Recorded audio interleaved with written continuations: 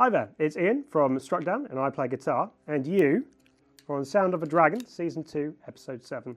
People that don't know who Struck Down are, Their fault. how would you describe your sound? Where can they find you? That sort of thing. Yeah, Struck Down is a 5-piece. We'll just call ourselves a metal band because it's just everyone knows what a metal band is, but it's very much modern metalcore. Like there's a big vibe of that, but we have a lot of like classic, sort of maybe grungy or old school metal influences. You can find us on everything: TikTok, Instagram, Facebook, YouTube, Spotify, or streaming service of your choice. Yeah, that covers it, I think. Yeah, that's the main ones. So, I don't actually think I know your origins of the band. Excellent. Were you in it from day one? No, I wasn't. Was you not? No. So Lyndon's the only actually original founding member. Really? Yeah. So okay. I'll show myself out and get no. As I understand it, Struck Down was formed in, I think it might have been even in this room when it was the older practice rooms. And Whitstable practice rooms. Whitstable practice rooms, yeah, when it was Whitstable practice rooms, before it is now this, orange. Yep. That's when the band first came together. Lyndon and Will Mason, our old guitarist, they got together as like an acoustic piece, and the band just naturally grew from that. And we were a blues rock band when I joined in like 2014 or 15. Was that with Will? That was with Will Mason, yeah. So we were a blues rock band, and it's just sort of naturally evolved. Once you got Tommy and me and other members in, it just becomes more metal. So whose idea was it to like evolve the sound from? I think we just got older. It wasn't like we had a conversation like, oh, we need to be more metal. It was more like, that's the music we want to write, and you just naturally gravitate towards that. We try not to pigeonhole ourselves too much into like, we're going to sound like this. It's just like, I've always said like, we could write whatever music, Lyndon's vocals will make it Struck Down.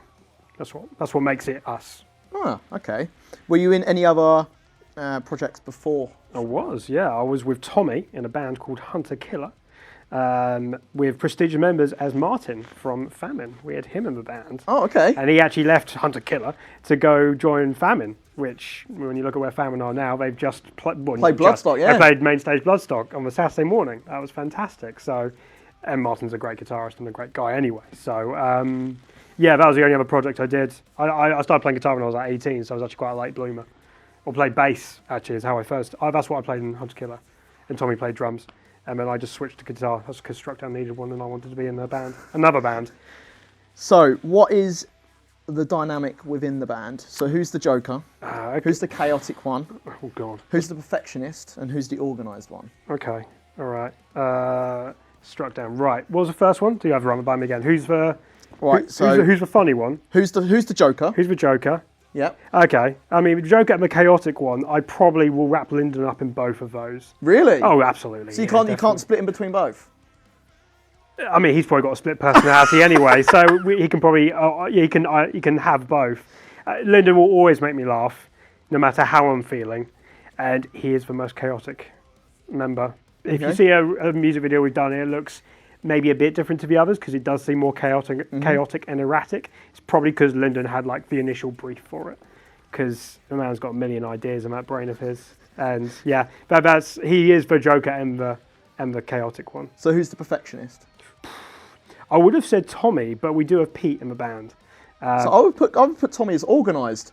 Tommy probably is our organiser then. Yes. Is that the last one, is it? That's one of the options. That's one of the options. Yeah, so Tommy is definitely like our organiser, but Pete is definitely the perfectionist. Like 100%. Mm-hmm. But it's only ever benefited us. Like, yeah.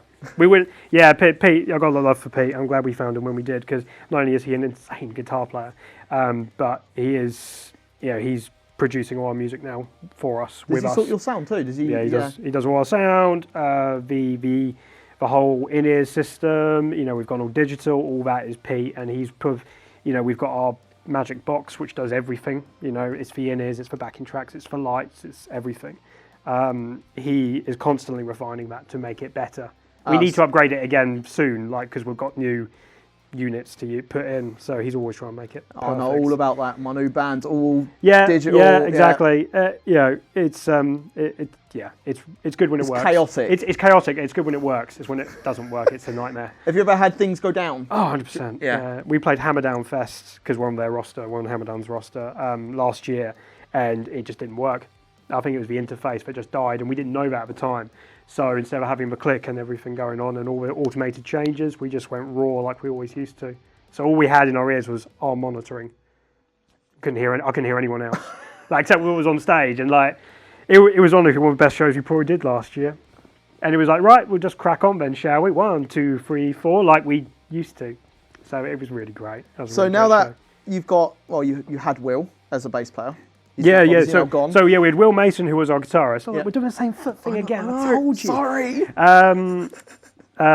So we had Will Mason, our guitarist.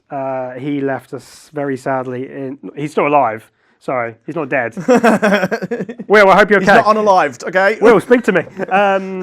No, we're not about to have a seance, where Will sort of joins us in a room. No, so Will Mason left the band in 2022, I think. Yep. And that's when we got Pete in. And then we did get a new bass player around the same time called Will Meyer, which is why it gets confusing with 2 Wills. But he left us just after our Penny show last year because he's moving to Australia, which is obviously a huge deal. So he needs to get his affairs in order before he does that.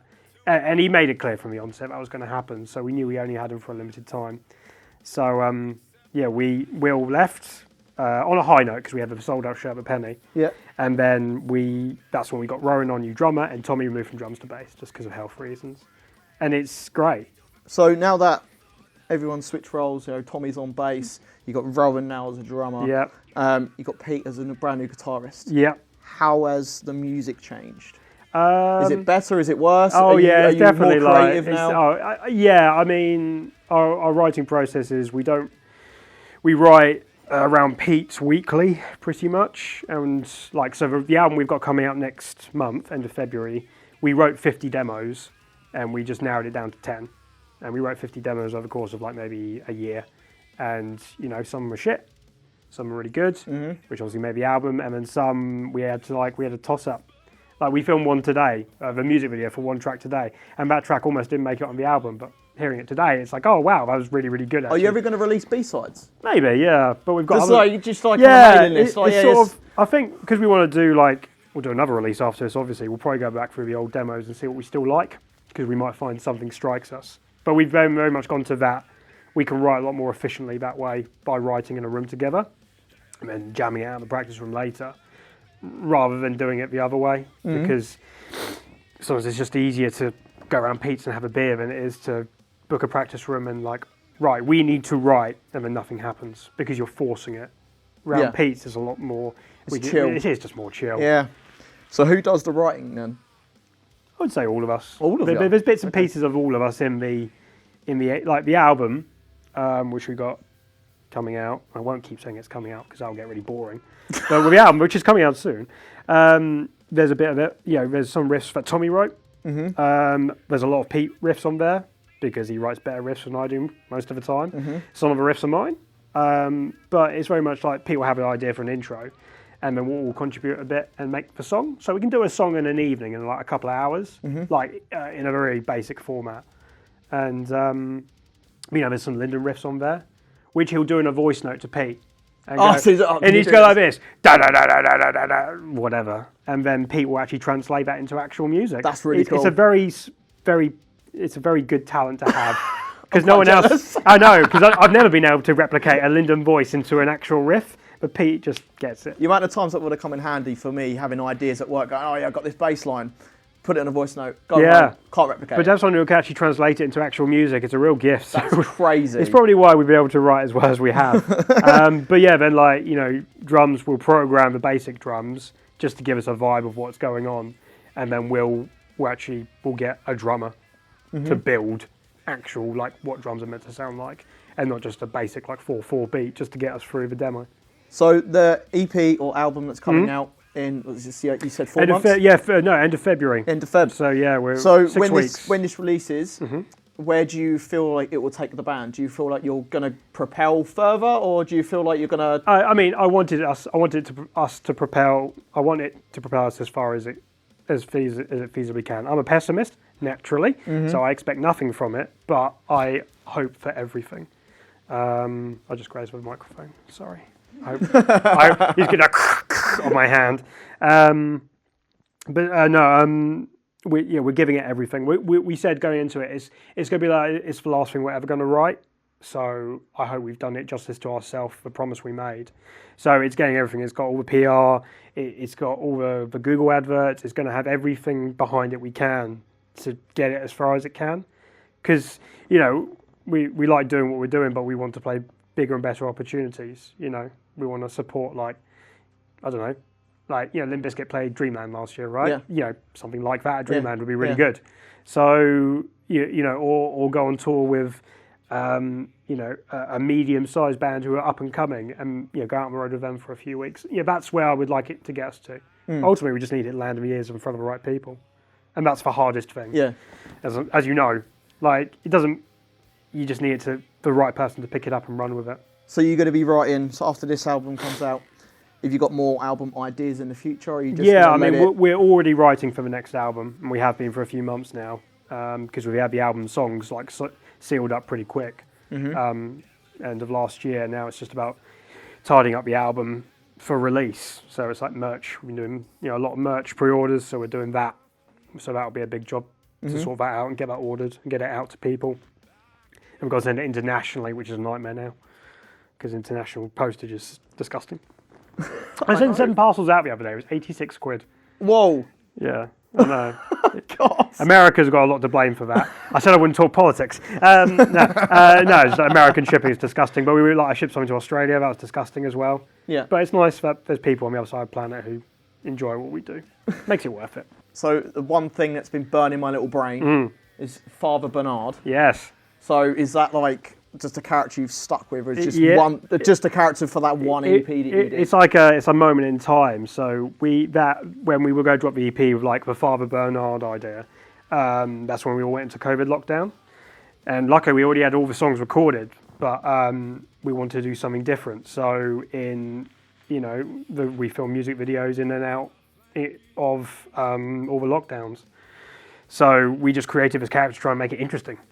Just to make it something different, right? Because we were creatively, like, we couldn't gig, you couldn't meet up, you couldn't do anything like that. So just creatively, Will Mason and Lyndon created the Father Bernard character, and then we sort of just ran with it for a couple of EPs. So is it gone now? You don't use it anymore? Yeah, but we've always toyed the idea of like, oh, do we bring him back? Or are you just going to put him in just Easter egg him somewhere? Maybe. I mean, like. If anyone did just struck down and be with us long enough, they remember Lyndon being in leopard print leggings, right? Yeah. They were like, oh, when are you going to bring back the leopard print leggings? It's like, well, we're not, because we're a different band. I don't think that would fit the modern black metalcore aesthetic we're going for. But Lyndon does rock a leopard print jacket very, very well. So maybe that's an Easter egg to that. Yeah. Father Bernard, he'll always be, he's part of that journey. And people still, those EPs, people still listen to them.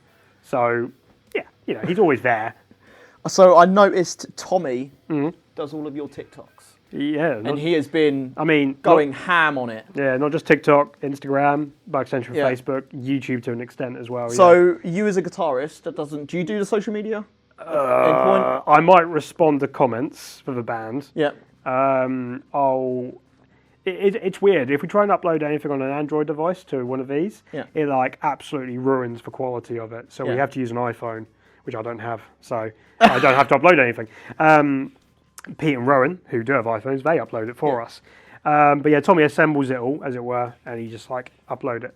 And I'll chip in where I can.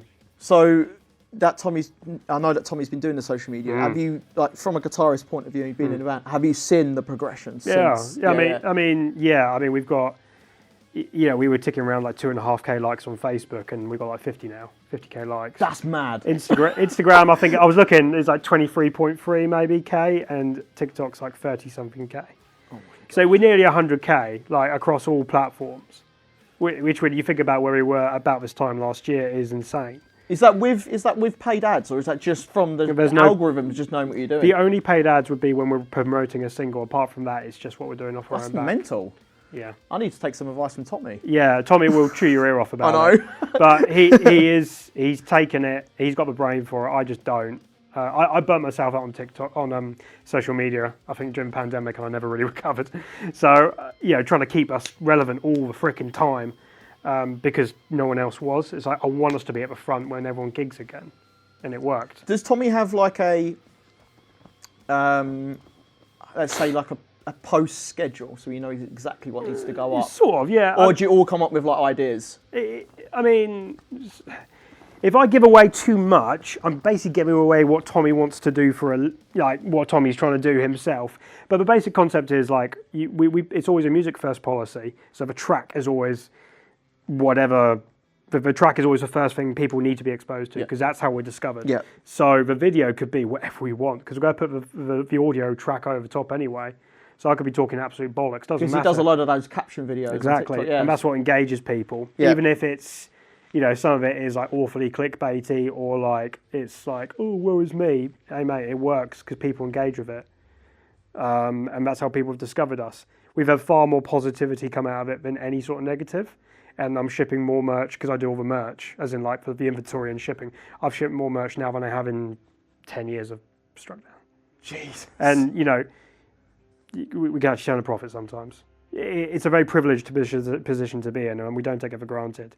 So we've absolutely seen the success of it, and you just gotta stick with it. You get into this pit of despair with social media where like none of your posts are going anywhere. Yeah. And you try and be genuine to yourself, and we're still doing that. We're just trying to put the music first, because that's what people care about. And but it's the social media it sucks the living shit out of your soul, and it's just so degrading. It's like, why am I even a musician? I know. Yes, and it's like there's two schools of thought. It's like you could just be a musician who just cares about doing what they love, playing. Just doing the music and playing the shows, and that's absolutely fine. And we want to do that, but we also want to try and make a living out of this. We want this to be somewhat our careers, if we can be lucky enough to get that far. So if that's what it means to get there, so then we can start making genuine content that people actually want to know. Like, here are my cats. People don't care about that for now. They need to care about music to get into this like struck down ecosystem where they're exposed to us. That's what matters. So is there, with this traction you've got at the moment, is there like a goal that you want to reach, like your dream show, dream lineup? I mean, yeah. Do you think you'll get there? I hope so. Yeah. I really hope so. Incredibly cynical in my mid-30s, but no, like I want us to take every opportunity we can. We're going to do whatever we have to try and get the opportunities we feel we deserve because we've worked hard for it. Yeah.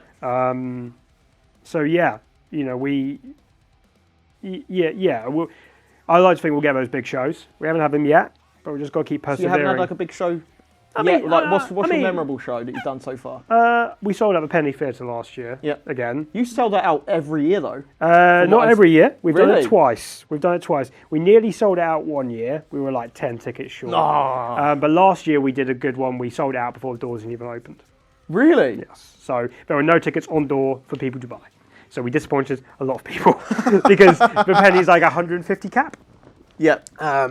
So we had 150 people there. The bands obviously who played with us included. Yeah.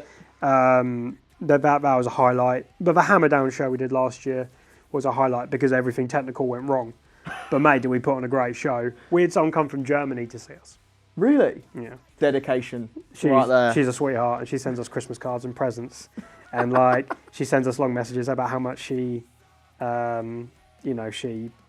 music means to her. So Alex, thank you. Big love to Alex.